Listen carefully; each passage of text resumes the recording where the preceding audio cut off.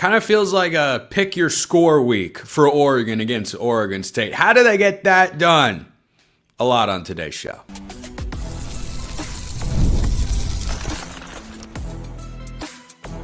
You are Locked On Ducks, your daily podcast on the Oregon Ducks. Part of the Locked On Podcast Network, your team every day. Yes, it is that time once again for Locked On Ducks. I'm your host, Spencer McLaughlin. Thank you all so much for making this your first listen or your first view every day. It's part of the Locked On Podcast Network, your team every day. Shout out to my everydayers out there. Shout out to Erik Skopil from Duck Territory. He's on the show today. We're talking all things Oregon State, keys to a comfortable win, early season surprises. We'll talk about those as well. It's going to be fun. This episode brought to you by our friends at Mazda. Like Oregon's players, Mazda sweats every detail because when you make every move count, pulling off the unexpected is only the beginning. Stay tuned later for highlights in this week's Moving the Game Forward. Mazda, move and be moved. Unfortunately, Erik, this matchup with Oregon State has moved down in the negative when you talk about the hype. I remember when this was a big game. I remember when it was a ranked matchup just 2 years ago at Autzen Stadium. And yes, Oregon won big, but it was a top 20 matchup. And now here we are. Oregon, according to our friends at FanDuel, is up to 35.5 points on the spread. Yikes. Yikes. How can Oregon State keep this game close in your view?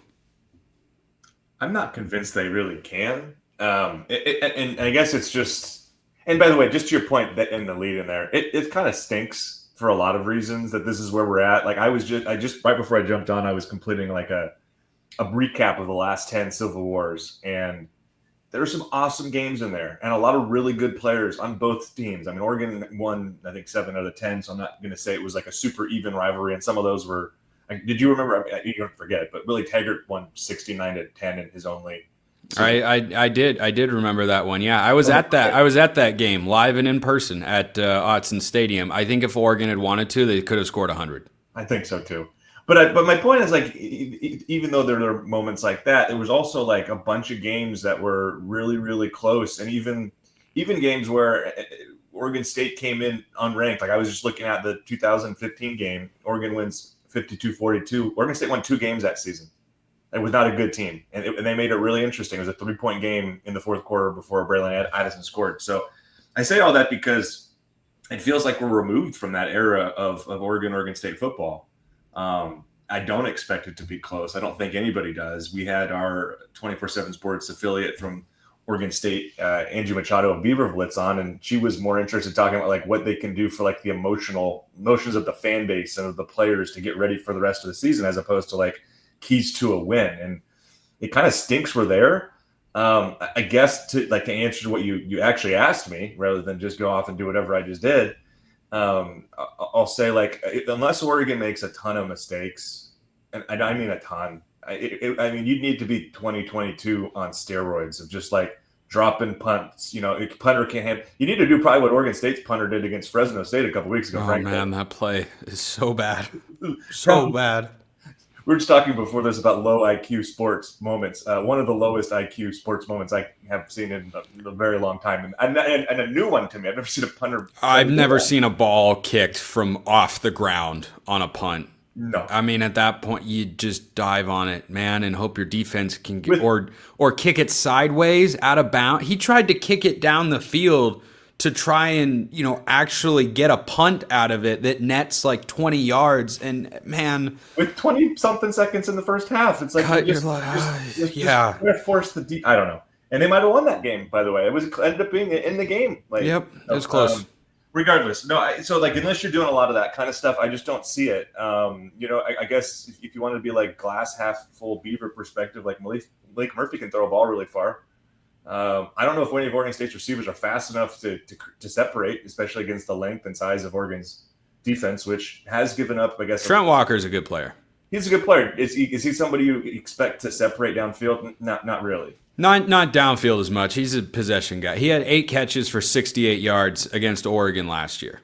Yeah. And I think he was mostly covered by Jabbar Muhammad, who was Oregon's best cover corner. He is absolutely a quality player who would be in an Oregon rotation this year at wide receiver. I have no issue saying that. I just also think like in my mind, if you're Oregon State, you're not going to win at the line of scrimmage based upon what they've done. They ran for 8 yards last week. They have like 73 combined rush yards in Power 4 games this year. So you're going to have to throw the ball down the field, and I don't think they have the guys to do that because I don't think they're going to be able to sustain regular drives and move the ball. I think that you'd be disappointed if for consecutive weeks you see that from an Oregon defense that the first 2 weeks look like you're not getting much anything on them. So, yeah, I guess like a bunch of mistakes by Oregon. Oregon State hits some explosives. The defense for Oregon State maybe takes advantage of, like, I don't know, Dante Moore has been so money with his decisions and where he's put the football. Like, unless we see him suddenly throw the ball to the other team a bunch of times. I mean, he did throw 3 picks against Oregon State when he was benched in 2023. I've kind of termed it as maybe a revenge game, quote unquote, for him. I don't think he'll make those kind of mistakes. But, like, I'm just creating the weird narrative. You have to have all sorts of things you don't perceive as real. Well, you know, the other thing, too, you mentioned the 2022 and how many mistakes Oregon made. There were a lot. I mean, speaking of punting disasters, how about Oregon dropping a punt at the 1 yard line and giving Oregon State a 1 yard field to drive for a touchdown? Like that wasn't very good. So I think even if Oregon makes 2 or 3 of those mistakes in this one, I don't know that Oregon State has the horses to they could cover. That could be a way for them to cover 35.5 points. I won't be shocked if Oregon State somehow winds up, you know, staying that close. Because think about this: if Oregon wins this game 44-10, that's a cover. That's covering spread. I don't think that's insanely far-fetched because it's a rivalry game. But man, it's just everything is going wrong for Oregon State. Their defense has allowed at least 34 points in every single game. Trent Bray's a defensive guy. That's not where it should be. They are running for 71 yards per game so far this year. I know there was a decent amount of commentary, and I got a lot of questions on the show about that. With regards to Oregon's run defense, I heard Clapp mention it. You know, the run defense wasn't good. I don't know. Was it really as bad as we all thought? Were there explosive run plays? I think there was only 1 or 2 that were over 10 yards against the starters, and it resulted in a grand total of 0 points in the game. So I think that's just where Oregon's at because of the talent gap with their opponents. This should be another one like that. But I think my concern level going into Penn State would be ticking up solidly if Oregon State, whether it's throwing or running, is able to consistently sustain drives. I'm not talking about they come out on script and they go down the field, score a touchdown, and the game's tied at 7, and then Oregon wins, 50-10 or whatever. But if they're able to, once a quarter against the starters, go up and down the field, yeah, that would be concerning. But at this point, I don't know how they do that. Well, I guess I'd say, like you mentioned that, if remember the first half last year, Oregon State looked pretty competitive. If it was 4 quarters of that and Oregon wins by 20 points. And it feels a different 20-point margin than last week, I think people are going to go into Penn State feeling differently. And frankly, I co-sign your assessment of the run defense and run offense being kind of put on blast this week. I think it's a little overstated. I mean, I thought the run offense was worse than the run defense by far. Mm-hmm. Yeah, I mean, except you take away the De'Aaron Hill 66-yarder, there wasn't a whole lot that was working there. And we'll see if that gets. I mean, that I guess that would be something to see if that gets rectified against an Oregon State defense that's been not good either. I mean, that's the thing that's hard here. Like, here's a question I'll throw back at you. Like, what's actually translatable from this game to Penn State? Because it feels like based on the opponent, it's very few things. What's translatable? You're playing football. Mm-hmm. But that's. Then there's not a lot. I don't think there's is there an NFL guy on the Oregon State defense? Here's one. Malik Murphy is capable of making the same caliber of throws as Drew Aller, both in the good sense and in the bad sense. Malik Murphy has a legit arm, can make legit. Does he have time to set up downfield shots? Does he, is he able to have open receivers against this Oregon secondary? We'll see. That remains to be seen. I think that's probably the most translatable element whenever we assess this game. Malik Murphy's a guy. He was one of the top 5 quarterbacks to move in the portal this offseason. Easily. I think you'd have John Mateer, Carson Beck, probably Darian Mensah who replaced him. I kind of think it was not the greatest transfer portal quarterback class. So I think that Jaron Chiave Oh, no, he does not count. That guy is so good. He's so good. He's better than Blake Murphy right now. I don't have any doubt. JKS is a top 10 quarterback in college football. He might not be outside the top 5. Right. I mentioned this on Locked On College Football the other day, and it sounds crazy. If Cal's quarterback was on Texas, the Longhorns would be undefeated.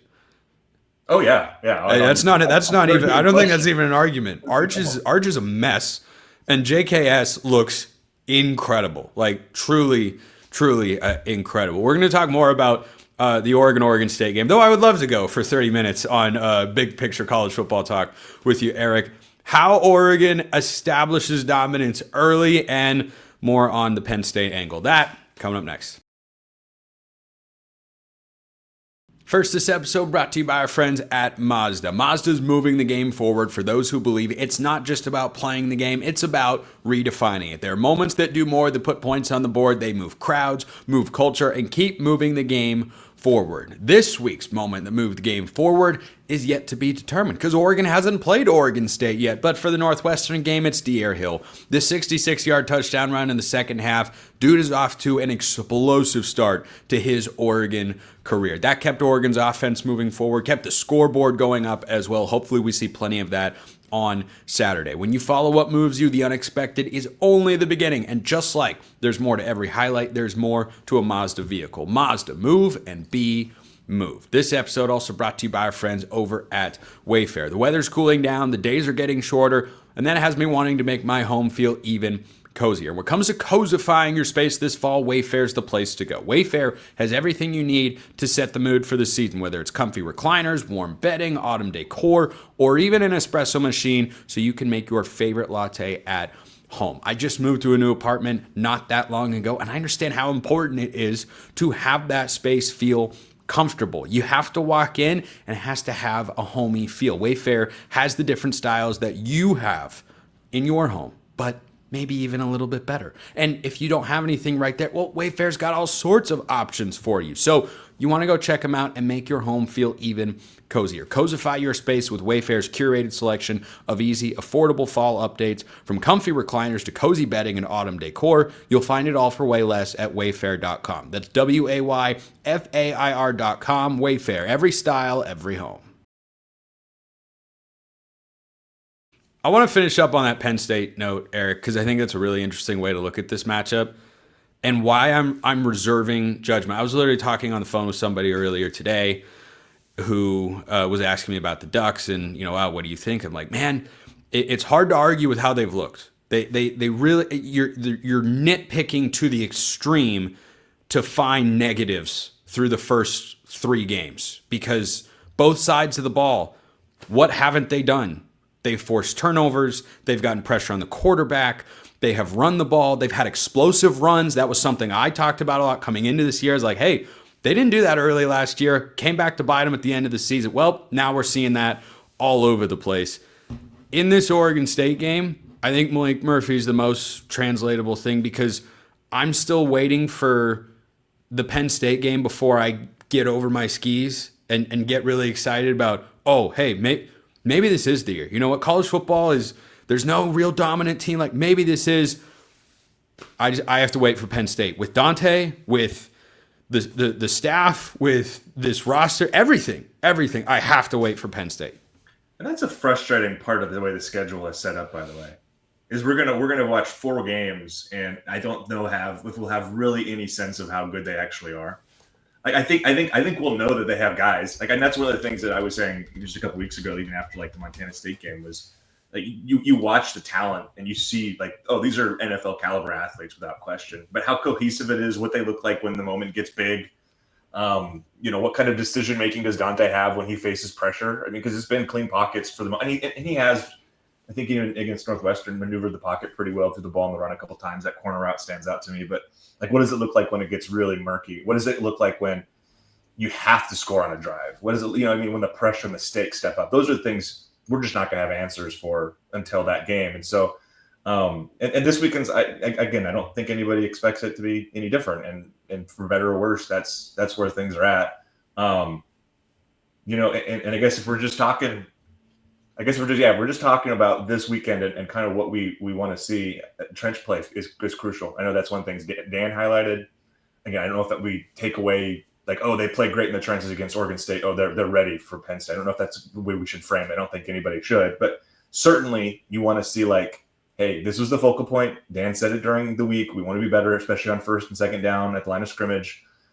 Let's see if they do that. And again, this is not the stiffest test for sure. And I fully expect we'll come away feeling like they pass it. But that's like one of the things that has to be on your radar, especially when the next team on the schedule, that's where one of them and probably the primary strength lies. Yeah, I agree. And I've been meaning to raise this point for a while, and I keep forgetting to, which I do way more than I should. Anyway, so I was thinking about how to put this start of the season with Penn State looming next week and what we were just talking about into context. Back in 2011, it set up differently because Oregon started with a challenging game. But Oregon began the season with a loss against fourth-ranked LSU. And LaMichael James ran for 54 yards in that game. They were the second-best team on the field pretty clearly. Now, that was a great Oregon season and a great Oregon team. They beat Nevada 69-20. They beat Missouri State 56-7. Arizona 56-31. Cal 43-15. If you had those four games first and then played LSU, I think the result would have been the same. I don't think they were a few tune-ups away from being ready to go toe-to-toe with LSU in that particular matchup. And that's basically what you have here, is what if you took that LSU game out of week one? Man, it would have been vibes are high, everything's good, this is the way it's supposed to look. Yeah, sure, this thing needs to be cleaned up, and this wasn't always perfect and whatnot. But that's what I am waiting for, is I need a real measuring stick. And this is part of the frustrating part that I talk about all the time with regards to just being an Oregon fan. They've done everything except the one thing, except national championship. Everything else at this point, it's like, yeah, we've been here before. Mm-hmm. Like beating really bad teams, beating good teams, winning conference championships. Yeah. There's an element of that, I think, for a lot of Oregon fans. Maybe it's more for me than for other people, but I think there is that thought of like, yeah, I've seen this part before. And this part in that conversation is way above most of college football. But this is just where Oregon is at right now. Yeah, no, well said. No, and I like that throwback to 2011. I remember that season and the lead up to the LSU game was like Oregon is one. I think Oregon was ranked above them. That might have been second or third. I think they were third. I will. I know it was a top five matchup. Yeah, sure. It was number 4 LSU, number 3 Oregon, because the Ducks had, of course, been in the national championship game the year prior. Exactly, and that game felt like a gut punch, but then, as you say, they rebounded. Ends up being a really spectacular season. This year, you kind of flip it around here. And I guess, I don't know. What do you make of Penn State so far, too? Because I asked that, Spencer, just because I think I've seen it on our side over at Duck Territory, people building up Penn State as a juggernaut. And I'm not saying the number 2 ranked team in the country is a bad team by any means. I just don't know if they're as unbeatable or their success early has been quite as pronounced as some people want to build it up to be. Well, the people in your comments might be everydayers to my show. or they listen to Locked On College Football. I'm bullish on Penn State coming into the year. On paper, they have everything you need to win a national championship. Sure. That is just factually accurate. Now the question becomes, are they able to go out there and execute? And by the way, Oregon had everything they needed to win a national championship last year. They didn't go out and execute when they needed to. And I've talked about Penn State a lot, frankly, more even than the Ohio State game last year in the lead up to it, because I think there are just so many different interesting angles to look at it. And for Penn State this year, they have not had as strong of a start as Oregon. That's very true. Agreed. Oregon's worst performance this year, they held a 34-0 lead on the road against a Big Ten team. That's their worst performance of the year. Penn State at home was up 10-0 at the half against FIU. And I got plenty of messages, and I know people think it's Penn State isn't that good. You overhyped, you did this. What was Oregon's first game in 2024? Just refresh my memory. Idaho is worse than FIU. Like, I think there's an aspect for Penn State of they're waiting to gear up for Oregon. Just like everyone's going to gear up for that game because we all know Oregon and Penn State in their first 7 games combined, they're going 7-0. It's not going to be close. And I think Penn State mentally looks like a team because they're so similar to last year. Their coaching staff offensively is the same. The personnel's almost entirely the same, except the receivers are better, and somehow they look worse. That doesn't make any sort of sense unless it's on that 1 square foot of real estate where games are usually won and lost. That's the way it reads to me. But I know because Penn State's so similar to last year, I know what their ceiling is. We've just seen that their floor is a lot lower. I think that's because they're playing FIU and they're waiting for Oregon. Just my thought. I don't hate it. I don't know, and I'll be honest. I've watched way less Penn State than I wish I have had because those games have overlapped at times, and I've had my concussion, so I've been kind of limited on my actual post after Oregon. Yeah, nice to see you again. By the way, like physically. I went dark, Spencer. We hung out in Las Vegas, and then I had like 3 days later, and basically was out in front of a screen almost for like 3 weeks. But so I'm still ramping back up. So I like that. It's an interesting perspective because I know what the numbers tell me, and the numbers tell me this is not the best team in the country right now, Penn State. But I also know, to your point, I know the personnel, and I know why I was really excited about this matchup because, as you say, the personnel on offense is back, and there's some guys in that defense. I know they lost arguably the best defensive player, well, the best front 7 player in the country. They're still loaded up there, and that secondary could be, I think, probably is better than it was a year ago. And that's going to be, to me, a real point of curiosity is like, we've seen Oregon's receivers separate and do all sorts of stuff against lesser competition. And there's not a guy who Oregon has seen on this schedule and including this upcoming game who would probably be in a rotation for Penn State.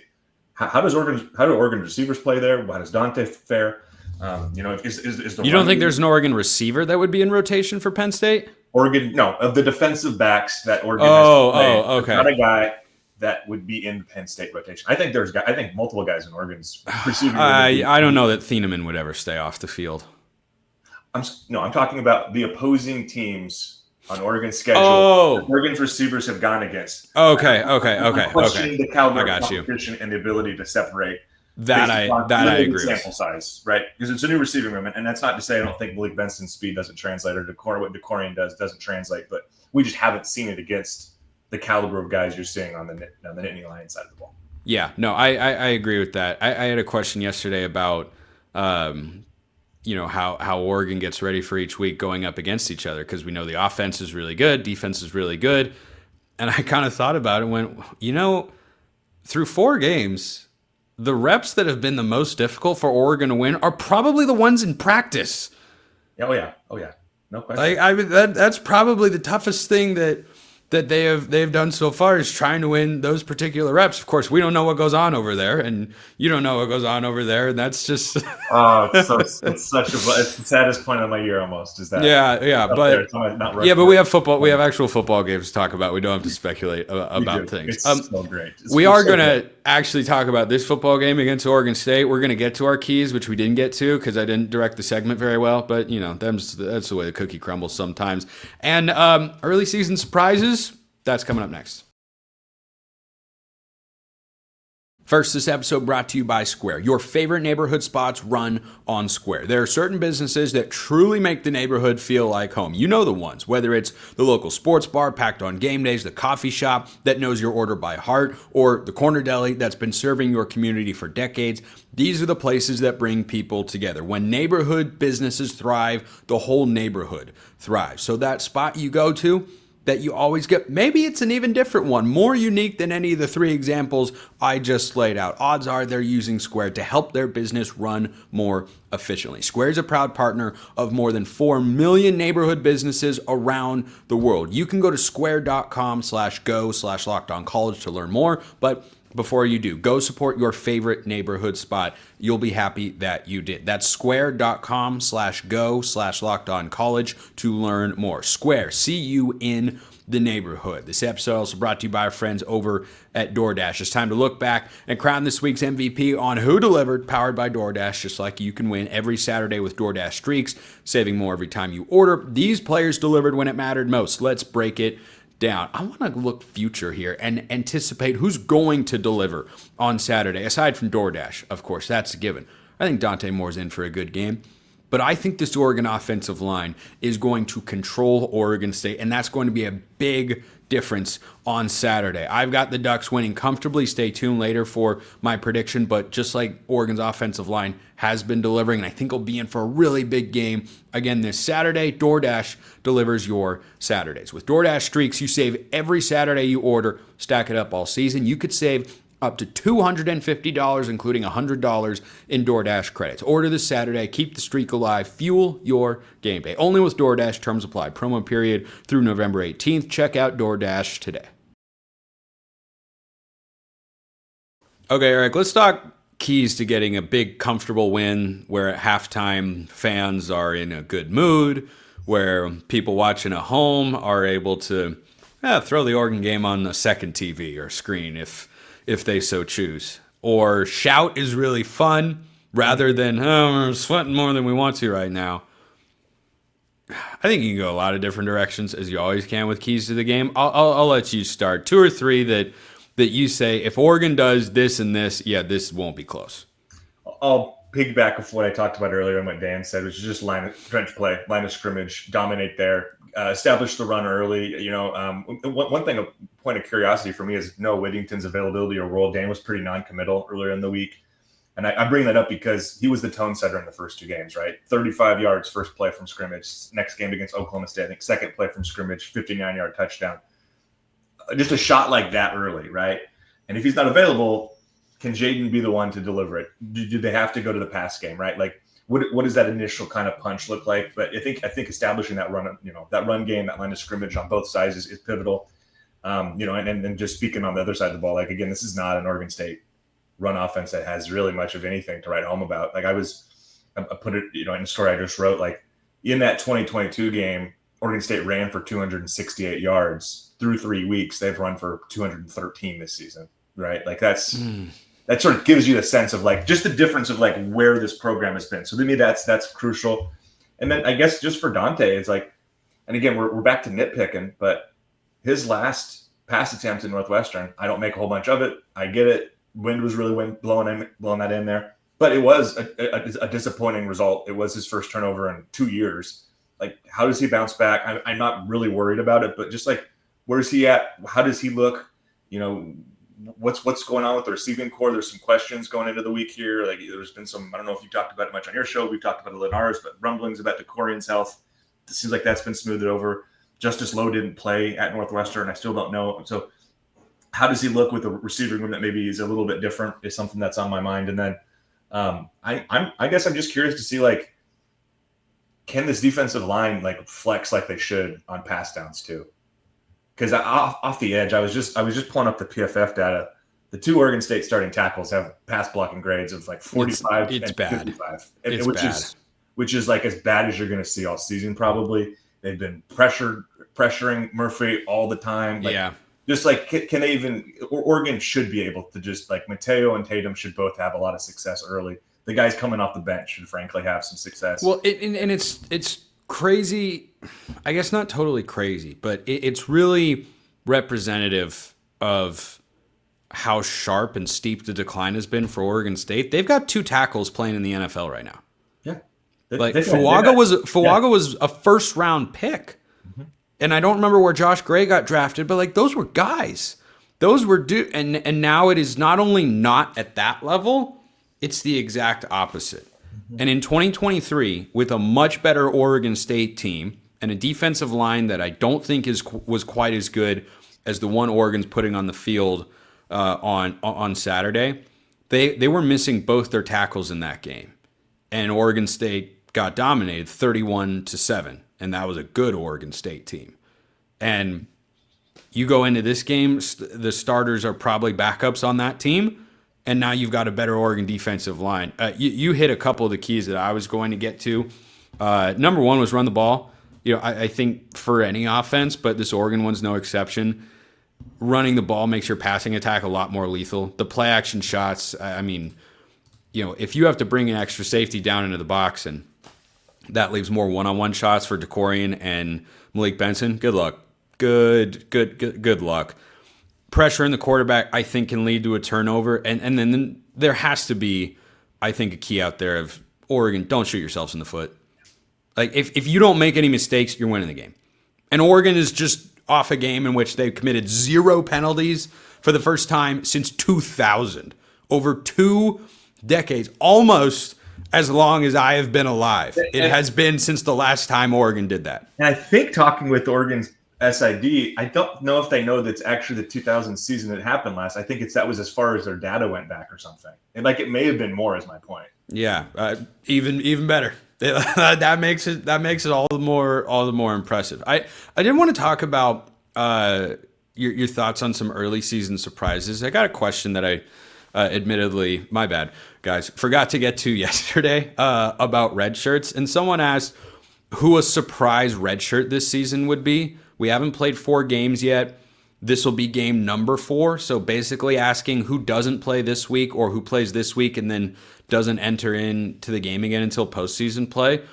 Can I throw Naeem Offord out there, who is an incredibly talented guy?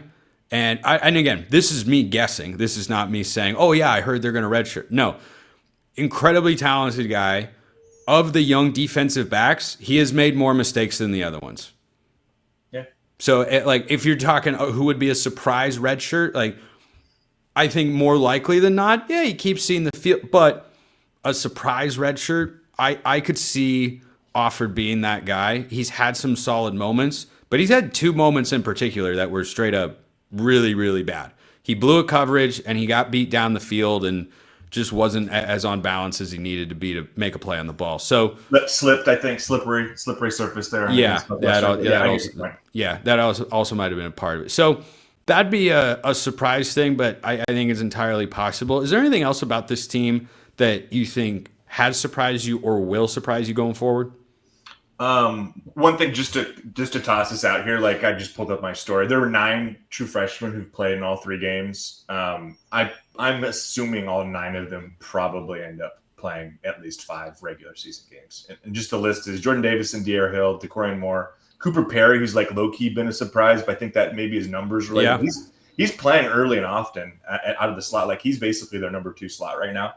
Matthew Johnson, Nasir Wyatt, Gavin Nix, Brandon Finney, and Naeem Offord. I guess Wyatt or Johnson are guys who are like getting in late and playing, so maybe those are candidates for what you're talking about. I love Nasir Wyatt. Oh yeah, well we were talking about him down in Vegas already. He's awesome, man. He looks the part. Yeah, for sure. He looks the part. There's a lot of things you could point to that are surprises. Like, I mean, when somebody asked us on our mailbag show, I think it was this last week. The weeks run together at this point. But like positive and negatives, and like, it looks like with the garbage man's outside. So apologies for bad audio here.